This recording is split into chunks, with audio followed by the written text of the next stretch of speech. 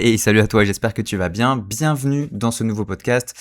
Un podcast dans lequel on va aujourd'hui retracer l'histoire d'un mec que tu connais peut-être si tu es entrepreneur qui s'appelle Tim Ferriss. Et dans ce podcast, on va retracer un petit peu l'histoire de l'écriture de son livre que tu connais très, très certainement, La semaine de 4 heures. Et je me suis dit, l'histoire en fait derrière ce livre-là, elle est super intéressante si tu as envie toi d'écrire un livre, parce qu'il y a plein de petites choses qui ont fait que ce livre a marché et qui auraient pu faire que ce livre aurait pu aussi ne jamais être aussi connu qu'il l'est aujourd'hui. Et donc on va analyser un petit peu tout ça, on va voir un petit peu quelle est l'histoire derrière tout ça. Mais avant de commencer, je t'invite à t'abonner à la chaîne YouTube si tu m'écoutes sur YouTube. Ça m'aide énormément pour mon travail et pour donner de la visibilité à ce que je fais. Et à liker le podcast aussi pour m'indiquer que le format te plaît, que t'aimes bien cette idée de d'aller analyser tout simplement des livres qui sont connus comme ça et d'aller chercher les petits secrets de réussite ou d'échec. On peut aussi analyser des livres qui ont échoué sur des livres. Donc c'est parti, l'histoire de la semaine de 4 heures. Bon, alors l'histoire elle commence entre 2000 et 2003. Entre 2000 et 2003, on a un Tim Ferriss qui a fini entre guillemets ses études à Princeton et qui travaille dans la vente, et du coup il va lancer une société de compléments alimentaires. C'est une société qui va s'appeler Brain Quicken et c'est une entreprise qui fonctionne. Ok, Tim Ferriss a une entreprise qui fonctionne. Mais le truc c'est que il va devenir prisonnier de son propre succès. Donc il va avoir tout le quota, on va dire, tout le starter pack de l'entrepreneur épuisé. Donc les journées vont devenir interminables, les clients vont devenir casse-couilles. Il va avoir des emails tout le temps auxquels il va devoir répondre. Il va pas pouvoir réussir à décrocher même en vacances en fait du travail tout simplement. Et dans pas mal de récits ultérieurs qu'il va donner, notamment en interview et tout ça, il va expliquer qu'en fait c'est cette contradiction qui est de gagner de l'argent tout en perdant de la liberté qui va constituer le point de départ de son livre dont on va bien évidemment parler tout au long de l'épisode. Ensuite va arriver l'année 2004. En 2004, Tim Ferriss, il va se dire, ok, je vais faire une expérience radicale avec mon entreprise. Et cette expérience, ça va être l'automatisation de plein de trucs en fait dans l'entreprise. Donc, il va notamment supprimer plein de clients qui sont pas très rentables. Il va se concentrer sur les clients les plus rentables. Il va externaliser les assistants virtuels à des assistants virtuels, pardon. C'est mon petit lapsus avec l'IA aujourd'hui. Il va réduire les emails aussi, il va faire tout un travail sur les emails et il va automatiser un maximum d'opérations. Et ensuite, il va se dire, j'en ai tellement plein les couilles que je me casse des États-Unis pendant plusieurs mois, et il va partir à Buenos Aires, au Brésil, et en fait, il va, à sa grande surprise, se rendre compte que putain, l'entreprise, en fait, elle continue à fonctionner sans lui.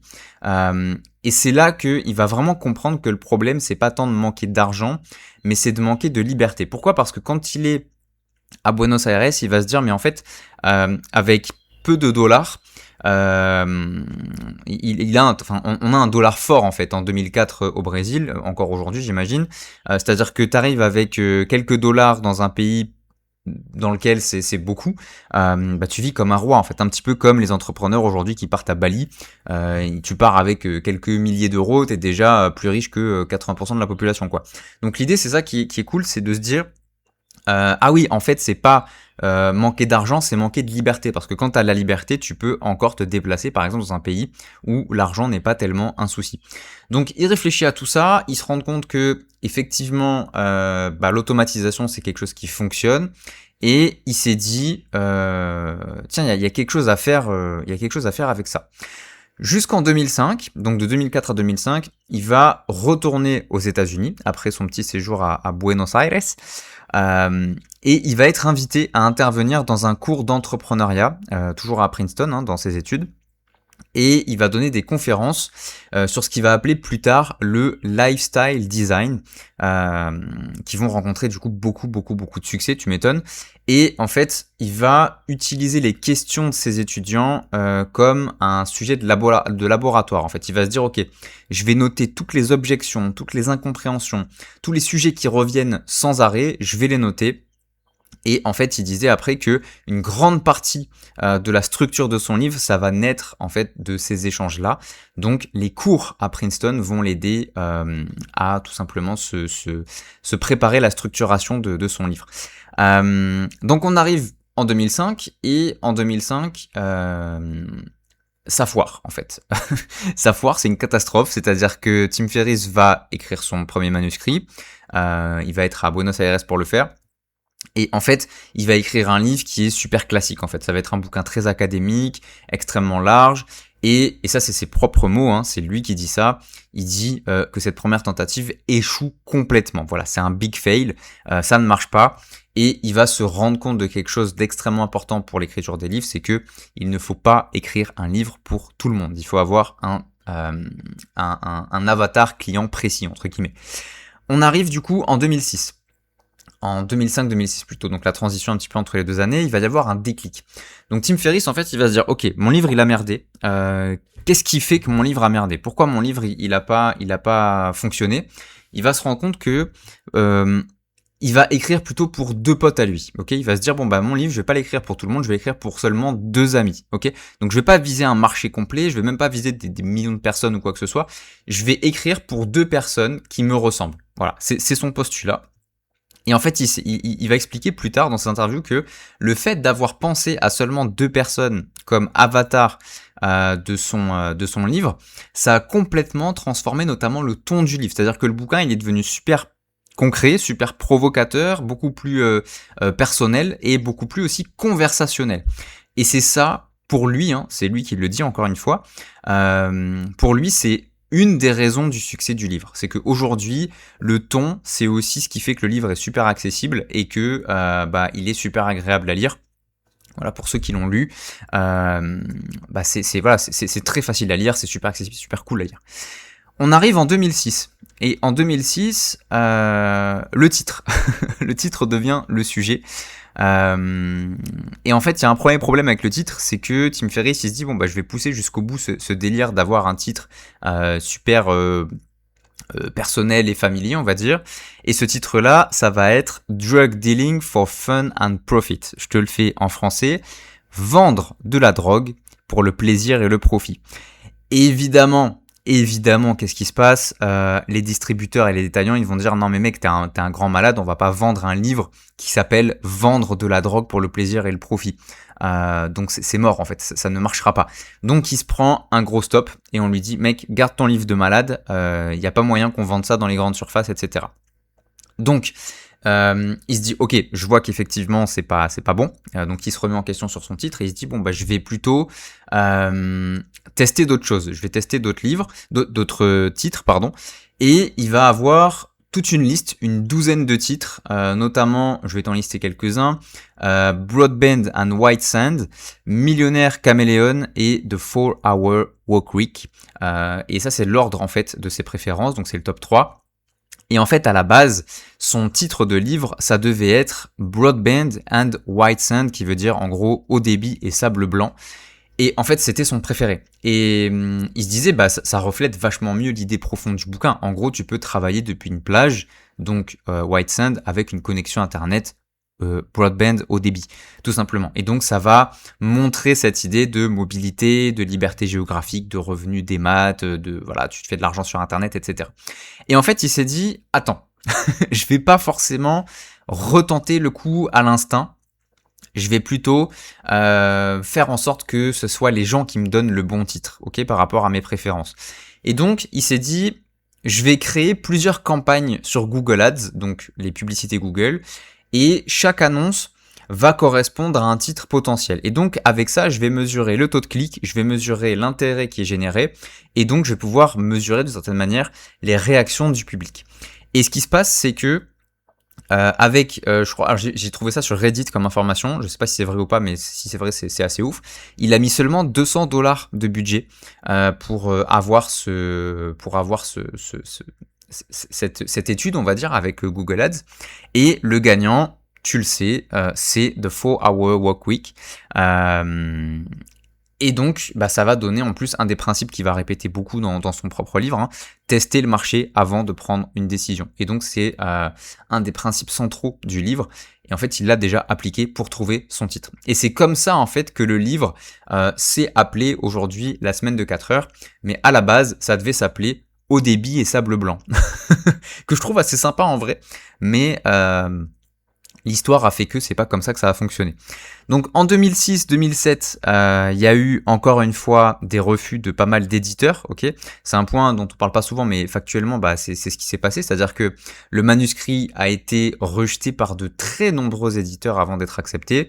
Et la raison principale, là cette fois c'était plus du tout le titre, c'était le concept qui était absurde. C'est-à-dire en gros, dire aux gens qu'ils peuvent travailler beaucoup moins que tout le monde en vivant beaucoup mieux que tout le monde, à l'époque en fait c'était complètement, c'était de l'arnaque quoi, ça n'existait pas, c'était invendable, etc. Mais Tim Ferriss il a dit non mais moi je veux continuer à défendre cette idée, à défendre ce projet. Et au final, à force de persévérance, il y a des éditeurs qui s'appellent Crown Publishing, qui vont se dire ok nous on va faire paraître le livre. Et à ce moment-là, Tim Ferriss il est toujours inconnu du grand public, faut pas l'oublier. Donc on est en 2007, en avril 2007, et il y a quelques semaines après la sortie, un gros coup d'accélérateur pour Tim Ferriss.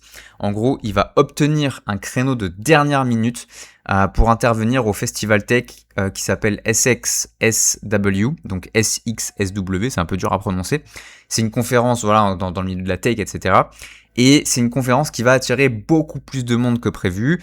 Et il y a beaucoup de blogueurs qui sont assez influents qui vont commencer à parler du livre, et donc ça va commencer à amorcer l'effet boule de neige.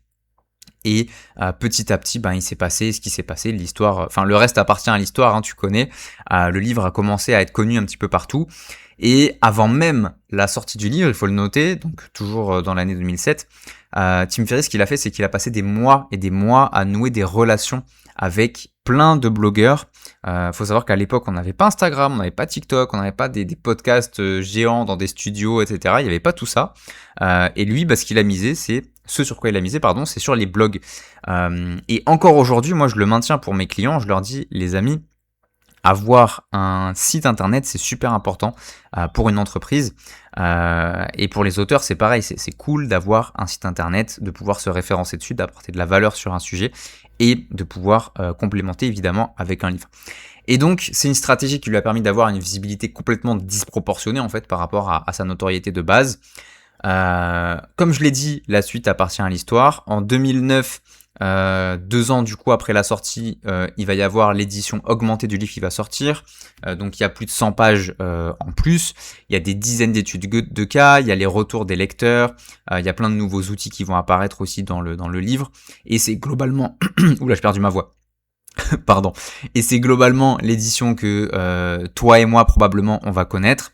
Et voilà en fait ce qui a fait que le livre a complètement fonctionné. Mais voilà, c'est vraiment comprendre que à la base le titre The 4-Hour Workweek, c'est selon encore une fois Tim Ferriss et selon beaucoup d'interviews qui ont été données avec lui et d'autres analystes, etc. Et pour ma part c'est aussi ce que je pense à mon petit niveau, c'est que pour moi, le titre a beaucoup joué sur le succès du livre. La semaine de 4 heures, c'est quand même un titre qui est très